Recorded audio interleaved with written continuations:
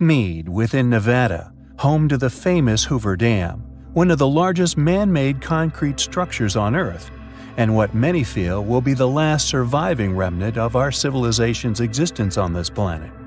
Although it is also home to a number of other, lesser-known, yet just as astonishing feats of human engineering. Similar to that of the incredible finds we have previously covered, an ancient mine, and although we know it was created for the collection of salt, the date of its creation remains a mystery, with evidential examples of activity within this mine, not only by a now lost civilization, but one that easily predated even that of the Native American himself. As mentioned in the Scientific American of 1926, quote, "Mines were operating in Nevada many centuries before the days of Aurora and Piyush of Virginia City." One of the discoveries made by archaeologists now delving into the ruins of Pueblo Grande. Many centuries is putting it mildly, for the finds show that mining was in progress at the beginning of the Christian era, some 20 centuries ago, and there are strong indications which point to work created at an even earlier period. End quote. Mysterious circular carving, reminiscent of those of Baalbek, Aswan, Bazda Caves, Longyu, etc., are present within the mine, and although it is claimed these were made with stone picks, a true explanation as to the real technology or tools used to liberate this salt is yet to be discovered. Yet the reasoning behind such circular carving has seemingly been unraveled by a find at the bottom or oldest parts of the mine. The salt was seemingly isolated in these circular carving marks as they became deeper and deeper.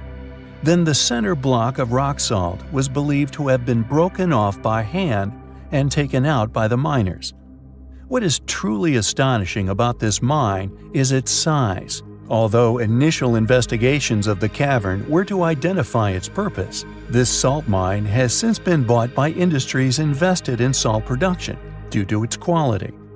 Yet the mystery surrounding how these ancient people discovered this vault of salt, or indeed how they carved their way through an entire mountain in its pursuit, if we assume them to have been primitive in nature and ability, remains an absolute enigma.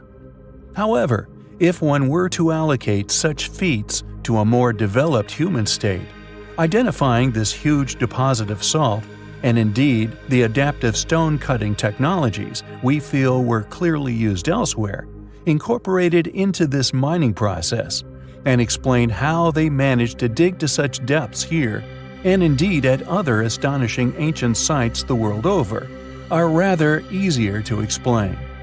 Yet I digress. Regardless of our own suspicions as to how this incredible mine was created, its existence alone, we feel, is proof that those responsible had far more knowledge and capabilities than modern man gives them credit for. It is an incredibly ancient mine, one in which we and indeed many others within our field find incredibly compelling. Something which has always puzzled us at Mystery History, although the mountains of pyramids, the gigantic megaliths, indestructible artifacts, or the out-of-place artifacts, is the massive amount of underground cities found all over our planet. Extraordinary undertakings, seemingly necessary at some time in the very distant past. Complex tunnel networks, almost telepathically hewn direct to each other. Cut from hard bedrocks, with many exhibiting considerable efforts committed into security. Huge rolling doors can be found at many crucial junctions within the underground systems, as can be found, for example, amongst the underground cities of Cappadocia. Derinkuyu in particular still exhibits its rolling doors still in situ. No one displaying the builder's impressive capabilities, but also the abilities of the rolling stone operators, as whoever built these contraptions unarguably still possessed megalithic stone-moving knowledge we hypothesize is lost knowledge due to the builders of said sites also a lost civilization, which instead of where they have been placed chronologically by funded investigations, actually, we believe, originate an unimaginably longer time ago. place far within an antiquity not only lost, but actively dismissed. But regardless of the impressive feats these underground cities were to create, the question persists: why? Why go to so much effort? The cities of Uskanacht, Derinkuyu, and Kaymakli, all found just within Cappadocia, Turkey, are not only some of the most complete underground dwellings, with Derinkuyu estimated to have once been capable of housing 20,000 people. Derinkuyu even connects to Kaymakli via an underground tunnel, an astonishing 8 kilometers long. And this is but a tiny fraction of the ancient underground cities, which have so far been found all over the world, with more discovered each day. Many seem to have simply been sealed when no longer needed. Thus, many still lay undisturbed to this day. Derinkuyu, for example, was only rediscovered when a wall was knocked down in a house during renovation work. All seemingly constructed around the same time, yet any definitive motivations for why ancient man decided upon such drastic efforts worldwide have yet to be substantiated. Their construction remains a complete mystery, a fact we find highly intriguing. Many people will argue that these cities were chiseled by slaves over many years and at great suffering, a safe bet narrative which jives with the mainstream. When it comes to the academically claimed ages, and due to the people during said ages substantially lacked any advanced stone-cutting technologies imperative for creating such vast works. This argument, however, thanks to the volumes of examples of exquisite, astounding feats discovered at a special few of these underground complexes, not only installed clearly to demonstrate an acoustic level of awareness on par with prodigal ability, and possibly many other as yet undeciphered features displaying excelled understanding of many of life's most intriguing subjects. The hypogeum, located within modern-day Malta, is but one of many examples which can be presented as proof that whoever built these underground layers at minimum possessed astonishing acoustic knowledge, far ahead of man, as well as almost physics-defying stone-moving techniques displayed in the structure itself. The hypogeum possesses a characteristic designed into its construction, which is simply astonishing. It is so mystifying that although very little is known regarding how it was achieved, a certain frequency it can amplify which seems to stimulate the building's amplifying capabilities, as if the entire structure resonates, and has since been shown to also affect the human brain, becoming known as the God frequency. Who built these underground labyrinths? Why? When did they build them? We find these incredible relics of a lost civilization highly compelling. We are often confronted with peculiar, seemingly impossible artifacts that will, after some in-depth investigation, leave one with more questions than answers. This, either due to their enormous, often seemingly impossible sizes, megaliths in some locations weighing far over 1,000 tons. Somehow, once used in their construction, sometimes set aloft, proof that not only were these stones hewn but moved and lifted seemingly with ease. But also, alas, the lack of public exposure many said sites are granted, often minimal at best, thus countless examples of advanced ancient technology remain still hidden here upon our planet. As a consequence, many have avoided scrutiny. Details therein which are clearly of a controversial nature are conveniently absent any funded studies of said ruins. We feel ruins of great importance, but due to the strength of evidence one can surmount in support of past, once highly advanced ancient civilizations at said locations, they are largely overlooked and actively avoided by funded archaeologists, academics, and historians alike en masse.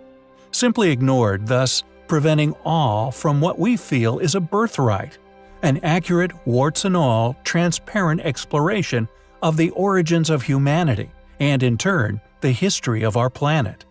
Allowing one and all to make up their own minds in regard to the origin of said sites, no matter how controversial. This is the exact reason for the channel's creation, and is the driving force behind the 6 books one intends to write. A revolutionary cataloging of once, yet no more, deliberately overlooked or academically dismissed sites, dotted all over the world. For when one explores our content, they will be made aware of a smorgasbord of unique and often inexplicable features which can be found all over Earth. In addition, it is not just the visible feats of ancient stoneworking that are the singular astonishing legacy left by a now lost, once highly advanced ancient civilization. For there are many other feats accomplished in a bygone era. Prehistoric mine shafts can still be found in many areas of Earth. Not only are there still existing, seemingly machine-cut, extremely ancient, incredibly deep mine shafts in a number of areas of Earth, including those found within Tel Aviv, are all but one among many relics, all clearly left by a capable group hidden from the world. But ancient cities exist also, ones covered previously, which were all once somehow cut from Earth's bedrock, that due to their location have fortunately been explored by a number of individuals over the years, never funded, but merely driven by curiosity. Thus, the true astonishing depth, and indeed the incredible achievement these once were, has all been previously documented. Civilizations that were once capable of not just digging these mines to incredible depths, but were in fact capable of creating entire temples from one gigantic solid stone, cut with such incredible artistic ability and accuracy, they are staggering examples of ancient engineering. In China and Japan, gigantic megaliths left mysteriously abandoned Easter Island, the unfinished obelisk Aswa, Egypt, Yangshan Quarry within China, all abandoned, with Yangshan possessing an almost detached megalith, clearly cut using incredible stone-cutting tools, a block estimated as weighing 16,000 tons when liberated from the bedrock. All these anomalies are but a few examples which support the premise of lost technology, knowledge, and an advanced civilization. It seems that the advanced mines, like those found in Tel Aviv, are but a tip of an archaeological iceberg in regards to the mystifying stone-cutting of a now lost antiquity. Why did humans placed within a lost chapter of antiquity exert such back-breaking effort in the attempt of extracting these precious metals? Who dug the Tel Aviv mines? Was it the same group who built ancient Peru? We find the evidence to suggest such highly compelling. Known as the Kola Super Deep Borehole, it was a Soviet engineering project that occurred from the late 1960s to the early 1990s. Going to a depth of 40,000 feet, operations on the site ceased after they reached unbearable heat levels as they predictably got closer and closer to the Earth's superheated molten core. It is known as the deepest hole on Earth and long held the title as the deepest hole humans had ever dug. A test in machinery's capabilities and to see how far into the Earth they could bore before they were inevitably turned away from unbearable heat. Yet, interestingly, although this borehole is located on a remote peninsula in northern Russia, thus making it a very minimal danger to human life, it was hurriedly sealed up after a fossil was found, reportedly at 40,000 feet deep within our Earth's mantle.